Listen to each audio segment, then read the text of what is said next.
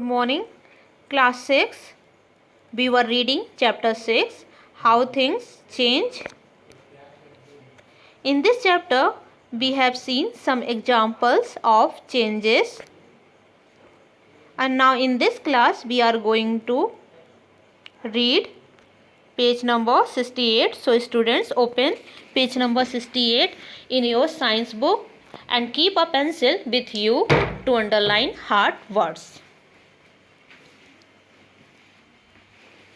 So now I am going to read the chapter. Changes happen in your body also, such as growth of hair, nails, gain in weight and height, and reproduction. You will notice that most of these changes occur on their own. So changes also occur in our body, such as growth of nails, growth of hair, gain in weight and height, and reproduction. You will find that all these changes happen on their own. Now we are going to understand about reversible and irreversible changes. So first, reversible change, a change in which you can get back the initial substance. Underline the word initial, means first or original substance. By reversing the action is called reversible change. So we have understood about reversible change, that a change in which after changing a substance it can be brought back to its initial condition. That change is called reversible change. Let us understand it by performing activity 6.1 to 6.5. So let's perform activity 6.1. To perform this activity, we have an aim to observe the reversible change of ice or to water and water back to ice. So first you have to take a few cubes of ice. Then you have to place them in a glass tumbler. Tumbler means container in the open. After it, you have to leave them for 4 to 5 minutes. Now observe what happens. You will observe that solid ice changes into water or liquid. Now keep the water in the ice tray.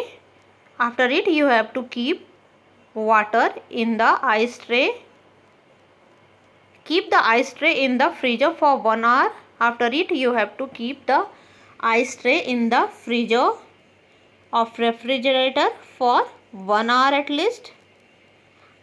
Observe what happens. You will now observe that the same water changes back into ice cubes. Okay. So in the activity 6.1, you found that if you remove ice from the refrigerator, it becomes water on the room temperature, and if water is kept in refrigerator, it becomes ice after some time. This means water can return to its state.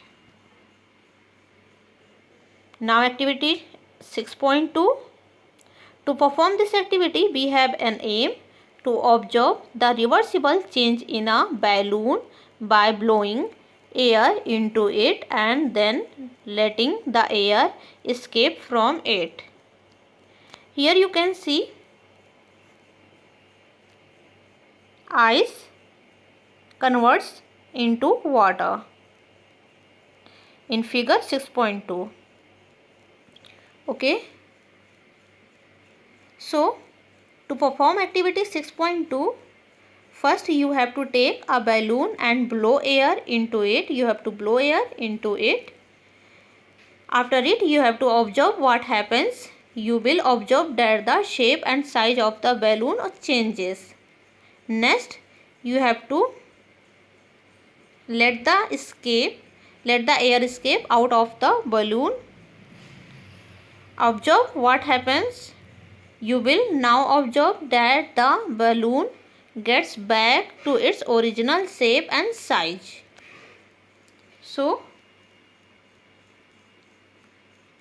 in this activity we saw that by filling air in the balloon becomes larger than its size.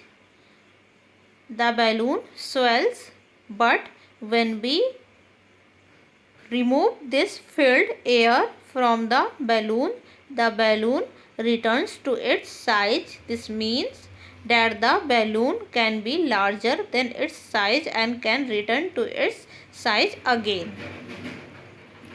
So students, here you can see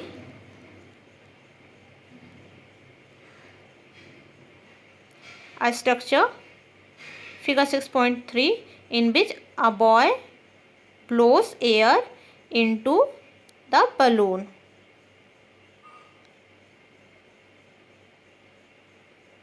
So students, that's all for today. In the next class we will see page number 69. So thank you class.